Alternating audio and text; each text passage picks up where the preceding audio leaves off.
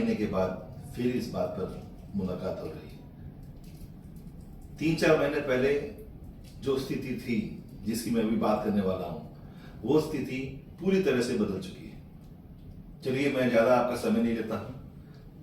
हम बात करेंगे यूक्रेन के बारे में, हम बात करेंगे रशिया के बारे में, हम बात करेंगे पूरे यूरोपियन कंट्री के बारे में जो आज के हालात चल रहे हैं। क्योंकि यूरोप में सर्दी बढ़ रही है, स्नोफॉल भी हो चुका है और यूक्रेन के कई राज्यों में बिजली नहीं है। बिजली तो छोड़िए, गैस की सप्लाई भी नहीं है। हमारे यहां पर गैस से सिर्फ खाना पकता है। हमारे यहां पर कुछ परमाणु संयंत्र में जो बिजली उत्पादन करते हैं वहां पर भी हम गैस इस्तेमाल नहीं करते, वहां हम स्टीम इस्तेमाल करते हैं। लेकिन पूरे यूरोपियन कंट्री में घर को गर्म रखने के लिए वहां पर गैस द्वारा गर्म स्टीम जलाई जाती है, जिससे पूरा घर गर्म रहता है। अव्वल तो उनके घर जो बनते हैं वो बनते हैं 2 कोटेड में, ताकि गर्मी अंदर ना आए ना सर्दी अंदर आए। लेकिन उसके बावजूद उनको उस गैस से चलने वाली मशीन की जरूरत पड़ती है, जिससे स्टीम बनता है और वो स्टीम गर्म होकर पूरे घर के चारों तरफ एलिमेंट्स की तरफ फैलता है और उनका घर -20 डिग्री में भी गर्म रहता है। वहां पर हम ये सब नहीं पहन सकते। जैसे हम उस घर के अंदर जाएंगे, कोट वोट उतार के हम साइड में रखते हैं। तो अब मुद्दे की बात करते हैं कि हम मौसम की बात नहीं कर रहे, हम यहाँ बात कर रहे हैं कि जो रशिया और यूक्रेन के बीच में लड़ाई हो रही है और जो रशिया जिस जगह पर बमबारी कर रहा है, वो बमबारी एक तरीके से जब लड़ाई होती है तो बमबारी उसी जगह पर की जाती है। क्योंकि मेरे पूरी फैमिली डिफेंस में है, मेरे फादर भी डिफेंस में थे और मैं ही एक ऐसा लड़का हूं जो मैं डिफेंस सेक्टर में ना जाके प्राइवेट सेक्टर के लिए काम कर रहा हूं। लेकिन मैं भावनाओं को समझता हूं। जब पाकिस्तान और इंडिया का जब वॉर चल रहा था तो मैं उसमें पैदा नहीं हुआ था, लेकिन मेरे फादर, मेरे मदर बताते हैं कि पाकिस्तान की बमबारी भी उसी जगह पर हुई। उन्होंने एक पानी का टैंकर को तबाह कर दिया, जिससे पानी की पूरे पठानकोट बेस एरिया में, पठानकोट में पानी की कमी हो गई। और मेरी मम्मी खुद बताती कि नाले के पानी से वो लोग चाय बना के पिया करते थे। ये तो एक अलग बात है। लेकिन अब वो जमाना नहीं है। वो जमाना मैं बता रहा हूं, 71-72 की बात बता रहा हूं मैं। लेकिन अब जो जमाना है और जो सर्द रातें हैं, इस समय ऐसा नहीं होना चाहिए।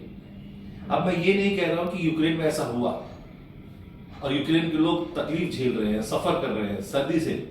अब अभी जो लेटेस्ट न्यूज आई है कि यूक्रेन के लोग कीव जो वहां की राजधानी है, वहां की प्रॉपर्टी के रेट कम हो गए, क्योंकि लोग प्रॉपर्टी बेच के या तो पोलैंड जा रहे हैं या तो दूसरे कंट्री में जा रहे हैं या तो कुछ कीव छोड़ के गाँव में जा रहे हैं ताकि लकड़ी से वो आग जला सके। तो मैं अगेन ये रिक्वेस्ट कर रहा हूं, मैं दोनों देशों से अपील कर रहा हूं कि वार छोड़ो, वार को जाने दो, जनता के बारे में सोचो। हम वार किस लिए लड़ रहे हैं? जब हमारी जनता ही सही नहीं रहेगी, हमारी जनता ही नहीं बचेगी, तो उस वार का क्या फायदा?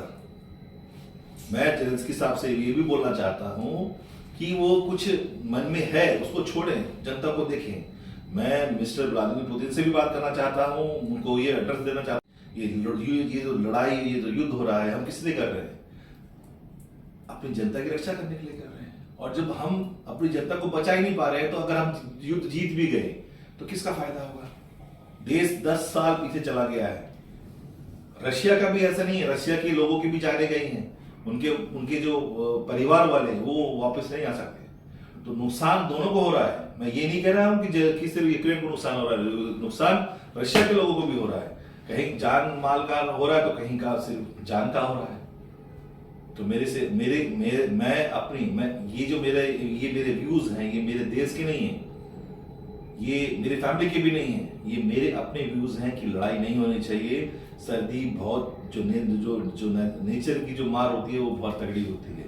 तो कृपया युद्ध संधि करें, लड़ाई को छोड़ें और टेबल में आके बात करें कि उनको क्या लग रहा है।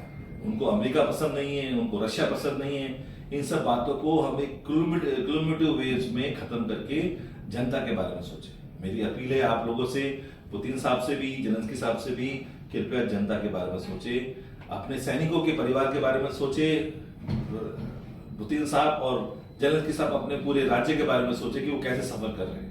क्योंकि रशिया और में जो जेलेंस्की जहां तक वार कर रहे हैं उससे रशिया के पर कोई इफेक्ट नहीं पड़ रहा, लेकिन जो रशियन आर्मी है उनकी फैमिली को इफेक्ट पड़ रहा है कि उनके आदमी, उनके परिवार खत्म हो रहे हैं। वॉर में ऐसा होता है, दोनों टीमों को नुकसान होता है, किसी को ज्यादा होता है, किसी को कम होता है, किसी को किसी तरीके से होता है, किसी को दूसरे तरीके से होता है।